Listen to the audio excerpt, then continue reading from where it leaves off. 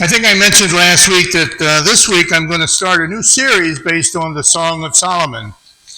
That's an unusual book, to say the least. Anybody read it lately? Got one. Song of Solomon is actually poetry. It's lyrical poetry. And it's meant to be performed or recited. Back in the ancient days of Israel, love poetry of this style. They would sing it, they would chant it, they would recite it out loud at different festivals and weddings and celebrations and things of that nature is where it was used. Now the book, The Song of Solomon, opens up with a very raw, unfiltered, emotional, physical attraction. Let him kiss me with the kisses of his mouth, for your love is better than wine. Let's correct any misunderstandings that we have right now. God is not scandalized by desire at all. Not physical, not emotional, or spiritual desire. He created it. It's part of what God has gifted humankind with. You know, it's a romantic interest and natural and God-given. It draws people together. And that's why God created it inside of the human heart and soul, so that we could experience all that He has called us to experience and to be. When you read the book of Song of Solomon, you'll notice that the lovers there are speaking to each other with affirmation. They're speaking to each other with honor and with an appreciation of who the other person is. You know, rather than just this consumerism type attitude, you know, toward intimacy or sexualization and all of those things, that's not there. There's plenty of passion in the book. But it's all done with honor and respect. And God puts it there. And why? Because He wants us to understand and to experience the many different facets of humanity, love, intimacy, and relationships, all with which He created us to experience. So after thinking about all that stuff, I'm like, okay, how does this intimacy in this book, how does it intersect with my Christian faith, my journey of faith? Well, faith is not anti-passion. You know, a lot of times people will shy away from this aspect of our humanity or even this aspect of Scripture. Faith is not anti-passion. God created this passion. And the church needs to be a place where this physical attraction, if you will, is redeemed inside of people, not ignored. The question that we're drawn to today is very simple. If God created this powerful drive within us, how do we honor Him with it without letting it destroy us? Because it can. One of the ways that Solomon, in Song of Solomon, is teaching and telling us where God is leading him is it's very, how do I want to say it? It's an unusual statement in the book. And one of the preferences or the themes that goes along with this book is this: words of affirmation build emotional intimacy. Think about that. Write it down if you need to. But words of affirmation, when you can see the value in another person and you can affirm that value inside of that person, that builds an emotional connection within people. That's part of the foundation of who we are. Song of Solomon puts it this way: place me like a seal over your heart, like a seal on your arm. For your love is as strong as death, and many waters cannot quench love. Rivers cannot sweep it away. If one were to give all of the wealth of his house for love, it would utterly be scorned.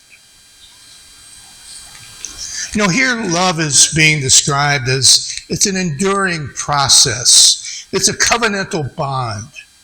And it can't be brought, it can't be purchased. You can't wash it away either. It shifts the focus entirely away from the external appearance to an absolute loyalty and devotion and a reverence for one another. That's the intimacy type of bond that God has created us to have.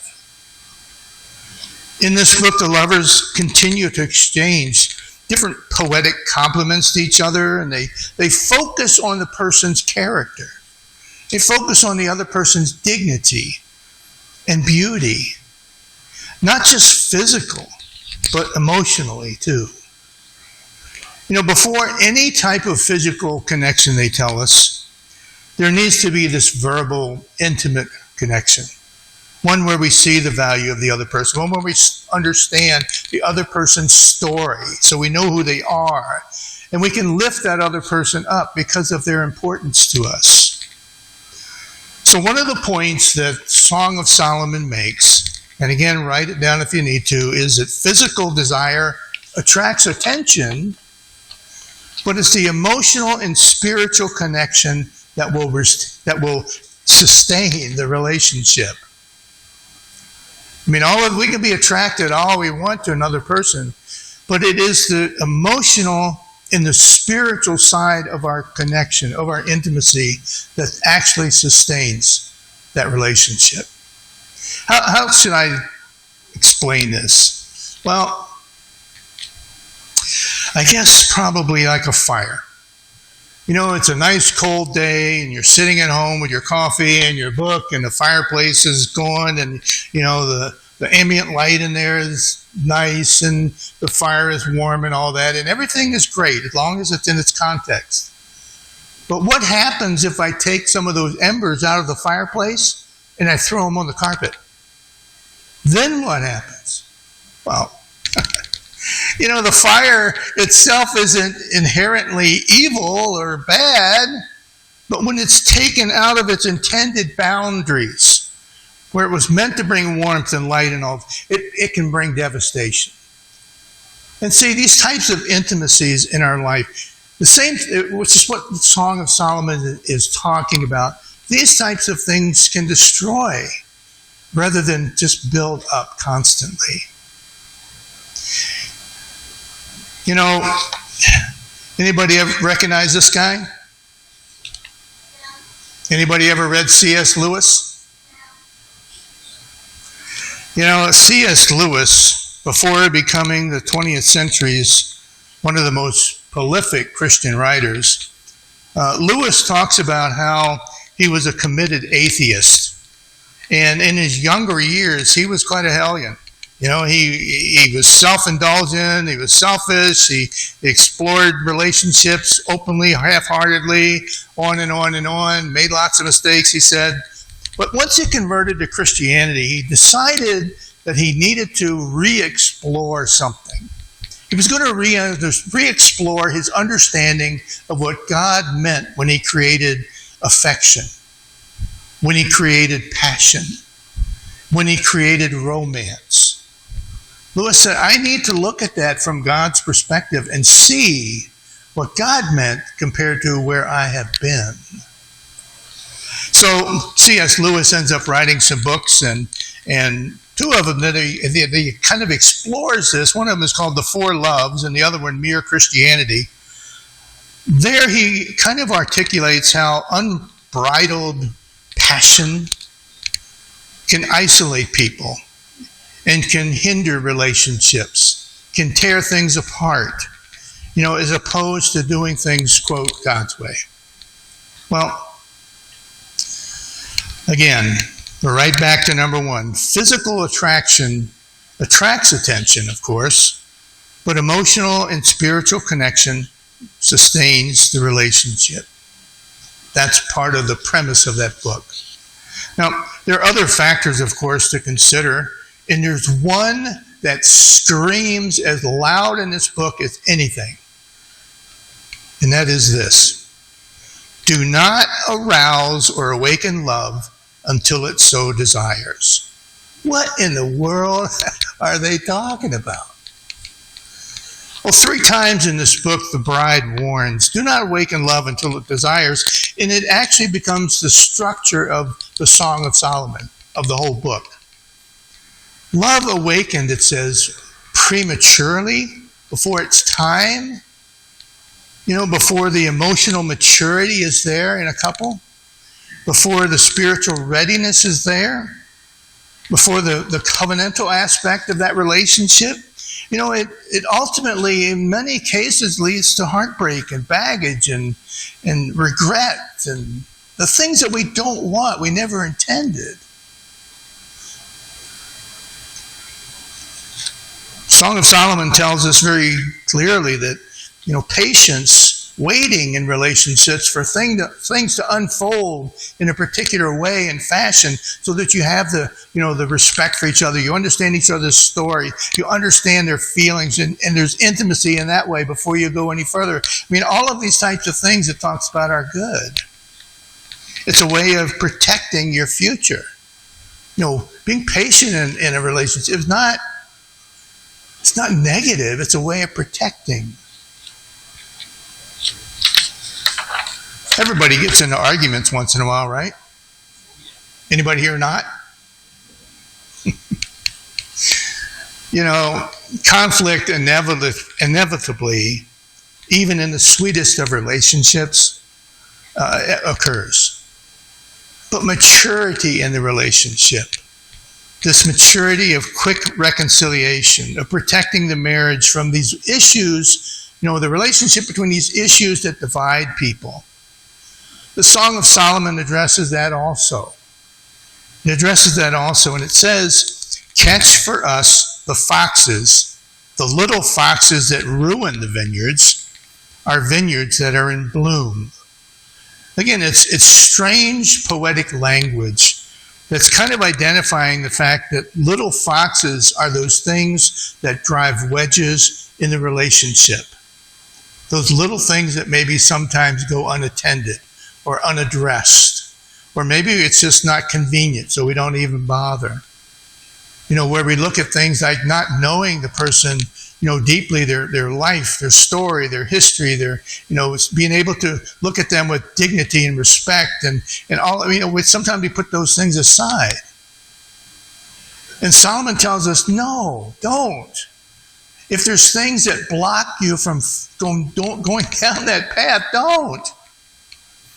Sometimes those little foxes, though, result in conflicts. Back then in agrarian society, they didn't just worry about, bigger animals running into their vineyards and tearing things up. It was the little guys that would sneak in and start to eat the thing before they got a chance to bloom. And that's where the kind of imagery came from. You guys ever watched a movie with this guy in it? Denzel Washington? Well, old Denzel Washington and his lovely bride, Pauletta, they had been married since 1983. And that's quite a milestone, actually, in Hollywood terms, I think. But Denzel Washington has openly talked about and admitted to the difficulties that they faced early on in their marriage and in their life. He said there were a lot of different storms and so forth. And he said many of them were self-inflicted. He said, I'm far from perfect. I would like to be able to say that I started off my relationship with my wife and we did everything right, but he said we didn't. That things happen. But rather than walking away from the relationship, he said that he started to look at his wife in the relationship with a spiritual grace, if you will. He said, marriage is not a feeling. He said it's a commitment. And he credits his own faith, Paulette's faith, in their joint willingness to walk alongside of each other, in love and compassion with understanding and forgiveness as a foundation. He said that's what got us through. That's what's made us into the people that we are today. Song of Solomon says it like this, again.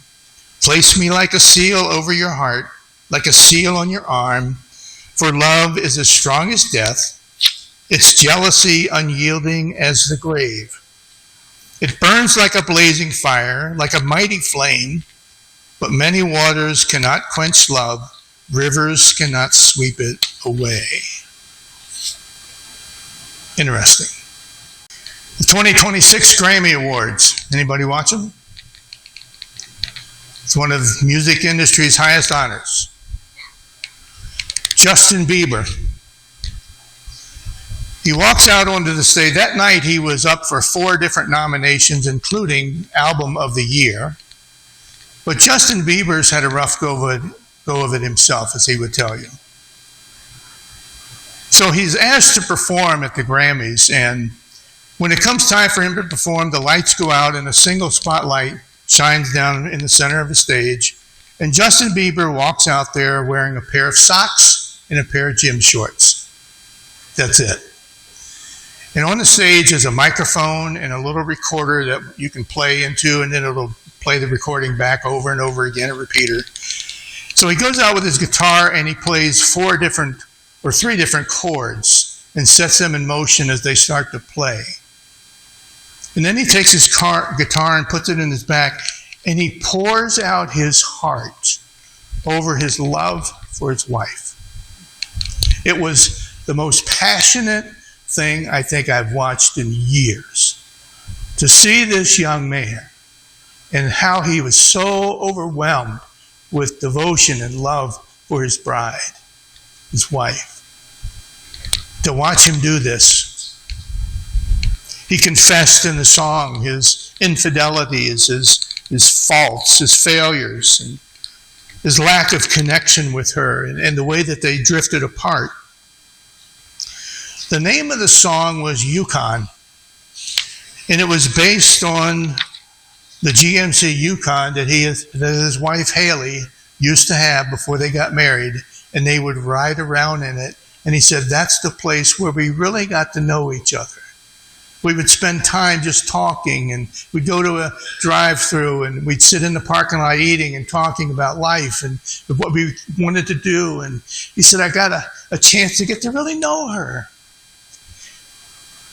And here at the Grammys, he's reflecting back, saying, those were the days that were foundational in my life. And then I let all this other stuff get in the way.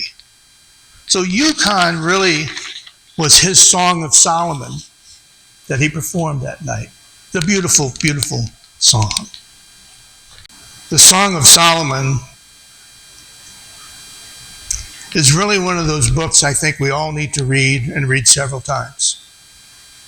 Because there's so much in there about the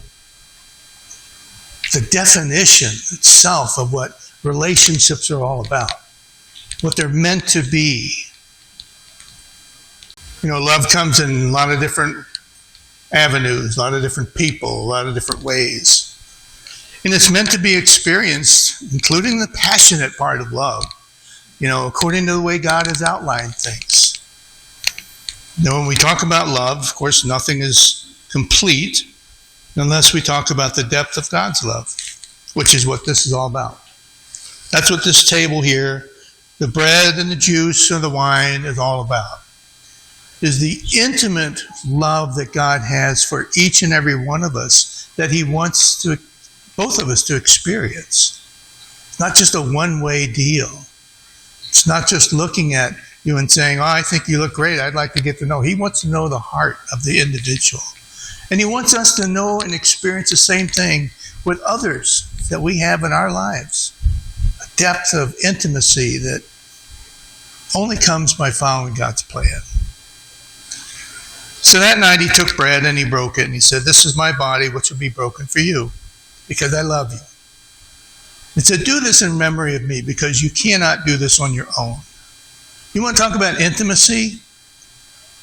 Scripture tells us there's no greater love than the person that lays down his life for another. And the thing that blows me away is he laid down his life for people that would reject him. And then he took the cup that night, and he gave God thanks and praise, and he said to his disciples, he said, this is the cup of my blood of a new and an everlasting covenant. Notice I said new. The old covenant, the old ways of sacrifice and animals and all, it was gone. He was taking that away. And he said, I am the sacrifice now. Just trust in me. He said, I'm going to pay the price for you.